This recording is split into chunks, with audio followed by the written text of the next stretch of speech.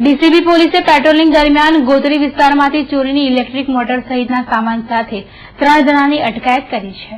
DCB police Gotri વિસ્તારમાં patrolling કરી રહી હતી ત્યારે ઇલેક્ટ્રિક મોટર અને સામાન સાથે જઈ રહેલ એક સગીર સહિત 3ની શંકાસ્પદ હાલતમાં ઝડપીને સઘન પૂછપરછ દરમિયાન હસન ઉર્ફે સૂરજ કોટવાણી સહિતના આરોપીઓએ 2 મંદિર ચોરી સહિતના ગુનાની કબૂલાત કરી હતી. ગોત્રી વિસ્તારમાંથી એ આરોપીઓ મળી આવ્યા છે. એમાં એક બાળ આરોપી પણ છે.